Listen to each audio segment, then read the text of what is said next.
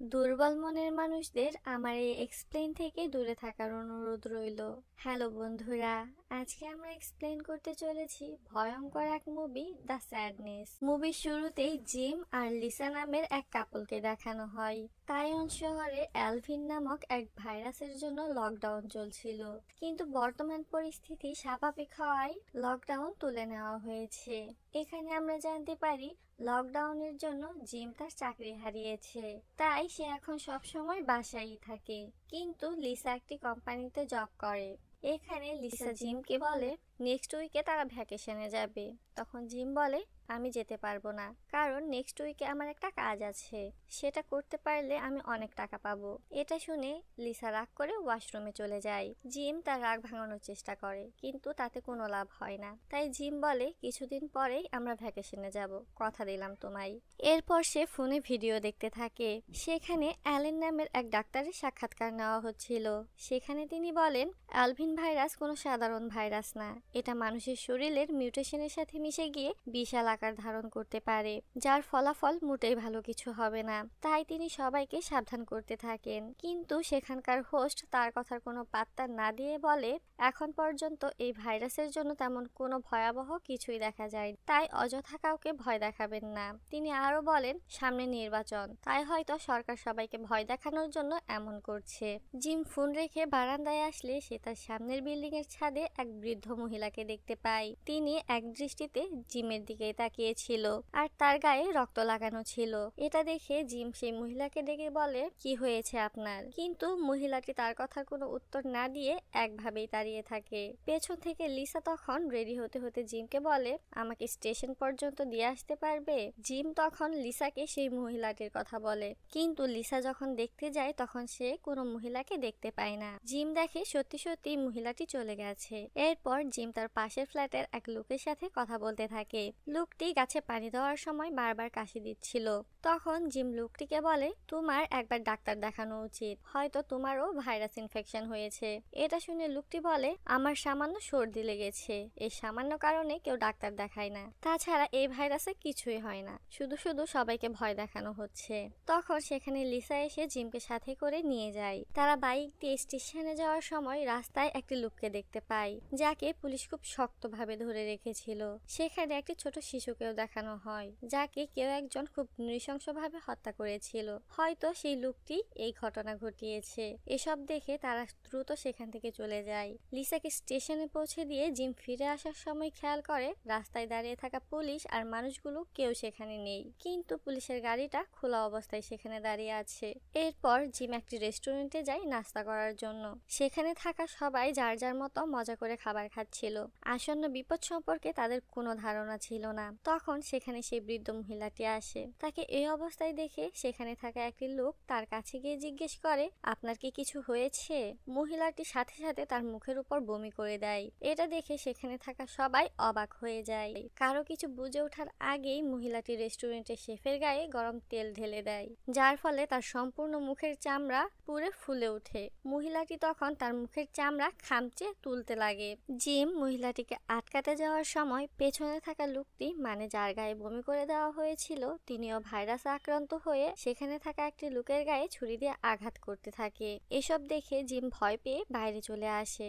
সাথে সাথে মহিলাটিও বাইরে চলে আসে আর তাকে মারতে যায়। ঠিক তখনই একটি গাড়ি এসে সেই মহিলাকে মেরে ফেলে। জিম তখন খেয়াল করে গাড়িতে থাকা লোকটিও ইনফেক্টেড। আসলে এই ভাইরাসটা মানুষকে বিকৃত মস্তিষ্কের মানুষে রূপান্তরিত করে, তাই এই ভাইরাসে আক্রান্ত সবাই একে অপরকে এমন ভয়ঙ্কর ভাবে হত্যা করতে থাকে। লোকগুলো জিমকে সব দিক দিয়ে ঘিরে ধরে তাকে মারার জন্য। জিম আর কোনো উপায় না পেয়ে সেখান থেকে দৌড়ে পালাতে থাকে, আর লোকগুলো তার পিছু পিছু ছুটতে থাকে। জিম তার বাসায় গিয়ে কোনো রকমে গেট আটকে দেয়। এরপর সে তার ফ্ল্যাটে গিয়ে লিসাকে কল দিতে থাকে আর টিভি অন করে খবর দেখার জন্য। কিন্তু টিভিতে একটি কার্টুন চ্যানেল ছাড়া বাকি সব চ্যানেলে রেড অ্যালার্ট দেখাচ্ছিল, আর জানানো হয় কিছুক্ষণ পর প্রেসিডেন্ট দেশবাসীর জন্য বক্তব্য দিবেন। শহরে মাইকিং করে দেওয়া হয় যে এখন যে যার ইচ্ছে মতো যা খুশি করতে পারে, কেউ কাউকে বাধা দিবে না, মানে সেই অফিসের লোকরাও আক্রান্ত হয়ে গেছে। তাই জিম বারবার লিসাকে কল দিতে থাকে, কিন্তু লিসা কল রিসিভ করে না। তখন জিমের সেই প্রতিবেশী পেছন থেকে একটি কাঁচি হাতে জিমের উপর অ্যাটাক করে বসে আর তার হাতের দুটো আঙুল কেটে ফেলে। প্রচন্ড ব্যথায় জিম লোকটিকে লাঠি দিয়ে সরিয়ে দেয়, কিন্তু লোকটি ফ্লোরে পড়ে থাকা আঙুলগুলো তুলে খেতে থাকে আর বলে, এরপর তোমার গার্লফ্রেন্ডকে খাবো। জিম তখন লোকটিকে ঘরে লক করে বাইরে চলে আসে। শহরে সবাই ততক্ষণে আক্রান্ত হয়ে গিয়েছে। কিছু দূর আসার পর জিম দেখতে পায় আক্রান্ত হওয়া লোকগুলো ভালো মানুষদের ধরে তাদের উপর টর্চার করছে। এটা দেখে সে লুকিয়ে তার বাইকটা যেখানে ফেলে এসেছিল সেখানে চলে যায়। সেখানে গিয়ে সে বাইক স্টার্ট দেওয়ার সাথে সাথে সে শব্দ শুনে সেখানে থাকা ইনফেক্টেড লোকগুলো তার দিকে আসতে থাকে। তাই সে তাড়াতাড়ি বাইক স্টার্ট করে সেখান থেকে চলে যায়, কিন্তু লোকগুলো তাকে ধরার জন্য পাগলের মতো ছুটতে থাকে। পরের দৃশ্যে লিসাকে দেখানো হয়, সে ট্রেনে বসেছিল। তখন তার পাশে ওয়াং নামের এক লোককে দেখানো হয়। তিনি লিসাকে বলে, তুমি দেখতে অনেক সুন্দর, আমি অনেক দিন থেকেই তোমাকে ফলো করছি, তোমাকে আমার অনেক ভালো লাগে। এটা শুনে লিসা রেগে লোকটিকে অনেকগুলো কথা শুনিয়ে সেখান থেকে চলে যায়। তখন তার সিটে অন্য একটি মেয়ে এসে বসে। পরের স্টেশনে কিছু লোক ট্রেনে ওঠে, তাদের সাথে একজন ইনফেক্টেড লোকও ছিল। সে সানগ্লাস পরেছিল।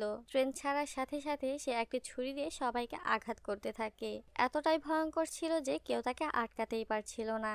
মাত্র কিছুক্ষণ সময়ের মধ্যে সে বেশিরভাগ লোককে মেরে ফেলে আর ইনফেক্টেড করে দেয়। তখন ইনফেক্টেড লোকরা বাকি সবাইকে কামড়াতে থাকে। ওয়াং নামের লোকটি তার সাথে থাকা মেয়েটির চোখে ছাতা ঢুকিয়ে দেয়। এরপর সে লিসাকে অ্যাটাক করতেই যাবে, তখন সেখানে থাকা একটি লোক তাকে বাঁচিয়ে নেয়। সাথে সাথে ট্রেন অন্য একটা স্টেশনে এসে থেমে যায়। তাই বেঁচে যাওয়া লোকগুলো প্রাণ ভয়ে পালাতে থাকে।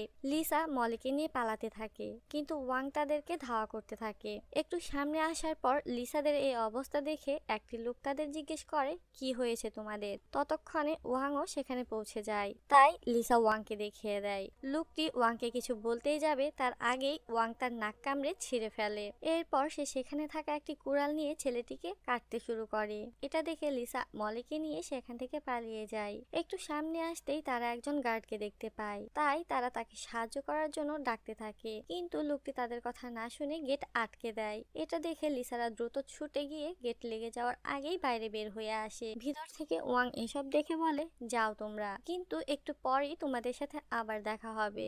এটা শুনে লিসারা দ্রুত সেখান থেকে হসপিটালের উদ্দেশ্যে রওনা দেয়। জিম লিসার সাথে যোগাযোগ করতে না পারায় সে অফিসে যাওয়ার সিদ্ধান্ত নেয়। রাস্তায় সে এত বীভৎস কিছু মৃতদেহ দেখতে পায় যে সেটা দেখে সে নিজেও অসুস্থ অনুভব করতে থাকে। কিছু দূর আসার পর সে দেখতে পায় একটি ছেলে অন্য একটি ছেলেকে রেপ করছে। সেখানে জিমকে দেখতে পেয়ে ছেলেটি তার দিকে আসতে থাকে, তাই জিম অন্য একটা রাস্তা দিয়ে যেতে থাকে, কিন্তু সেখানে কিছু গাড়ি দাঁড়িয়ে থাকায় রাস্তা বন্ধ ছিল। কোনো উপায় না পেয়ে জিম ফিরে আসার সময় পাশে সে একটি ধারালো অস্ত্র দেখে সেটা সাথে নিয়ে নেয়। তখন সে কারো চিৎকারের আওয়াজ পেয়ে সামনে এগোতে থাকে। সেখানে সে দেখতে পায় কিছু স্কুল স্টুডেন্ট মিলে একটি লোককে টর্চার করছে। এমন ভয়ঙ্কর টর্চার দেখে সে চুপ থাকতে পারে না, তাই সে গিয়ে ছেলেগুলোর সাথে লড়াই করতে থাকে। তার হাতে অস্ত্র থাকায় ছেলেগুলো সেখান থেকে পালিয়ে যায়। জিম লোকটির কাছে গিয়ে তার হাতের বাঁধন খুলে দেওয়ার সাথে সাথে লোকটি জিমের উপর ভড়কে ওঠে আর বলে, তোমাকে বলেছিলাম আমাকে সাহায্য করার জন্য, আমার মার খেতেই বেশি ভালো লাগছিল। জিম বুঝতে পারে লোকটি স্বাভাবিক অবস্থায় নেই। তখন সেখানে সেই ছেলেগুলো ব্যাগ ভর্তি পাথর এনে জিমের দিকে ছুঁড়ে মারতে থাকে, তাই জিম সেখান থেকে চলে আসে। লিসা মলিকে নিয়ে হসপিটালে যায়। সেখানে এক নার্স তাকে চেক করে বলে তাকে এখনই অপারেশন করতে হবে। শুরুতে মলি না করলেও লিসা বোঝানোর পর সে অপারেশন করতে রাজি হয়ে যায়। মলি অপারেশন থিয়েটারে যাওয়ার পর লিসা সেই গার্ডের কাছে ফোন নিয়ে জিমকে কল দেয়, কিন্তু জিম ব্যস্ত থাকায় কল রিসিভ করতে পারে না। তখন হসপিটালের টিভিতে প্রেসিডেন্টের ভাষণ শুরু হয়। তিনি বলেন, এটা অ্যালবিন ভাইরাস না, এটা নতুন এক ভাইরাস, চিন্তা করবেন না, সরকার এই ভাইরাসের প্রতিষেধকের জন্য অলরেডি কাজ শুরু করে দিয়েছে, যা সম্পূর্ণ মিথ্যে ছিল। এরপর সেনাবাহিনী প্রধান বলে, এটা খুব ভয়ঙ্কর একটি ভাইরাস। এই ভাইরাস আক্রান্ত মানুষরা ইনফেক্টেড হওয়ার পর রক্তপিপাসু সাইকো কিলারে পরিণত হয়। তখন তার চোখ দিয়ে পানি পড়তে থাকে। কিছুক্ষণ পর তার চোখ সম্পূর্ণ কালো হয়ে যায়, মানে সে ইনফেক্টেড ছিল। তখন সে প্রেসিডেন্টকে ধরে তার মুখে একটি গ্রেনেড গুজে দেয়, সাথে সাথে তার মাথাটা ব্রাস্ট হয়ে যায়। এসব দেখে সবাই অবাক হয়ে যায়। এমন ঘটনা দেখে হসপিটালের কিছু লোক নিজেদের মধ্যে ঝগড়া লাগিয়ে দেয়। সবাই ভাবে তারাও হয়তো ইনফেক্টেড। বেড, তাই সবাই দৌড়ে পালাতে থাকে। তখন দুজন গার্ড এসে তাদের পথ আটকায়। লিসা দেখতে পাই গেটের বাইরে ওয়াং দাঁড়িয়ে আছে। সে লিসাকে খুঁজতে খুঁজতে এখানেও চলে এসেছে। ওয়াং লিসাকে দেখে তার হাতের কুড়াল দিয়ে গার্ডকে মেরে ফেলে। সে তার সাথে আরো ইনফেক্টেড মানুষ এনেছিল। তারা সেখানে থাকা লোকদের মারতে থাকে। লিসা দৌড়ে সেখান থেকে উপরের দিকে চলে যায়। তার সাথে থাকা গার্ডটি একটি টেবিলের নিচে লুকিয়ে পড়ে। ওয়াং লিসাকে খুঁজতে থাকে। তখন সে মলিকে দেখতে পায়। অসহায় মলি তখন পালানোর অবস্থায় ছিল না, তাই ওয়াং তাকেও খুব খারাপভাবে ইনফেক্টেড করে দেয়। জিম তার ফোনে লিসার ভয়েস মেসেজ পেয়ে তাকে কল করে। তখন লিসা তাকে হসপিটালের কথা জানিয়ে দেয় আর বলে এখানে সবাই ইনফেক্টেড হয়ে গেছে। জিম বলে আমি কিছুক্ষণের মধ্যেই তোমাকে নিতে আসছি।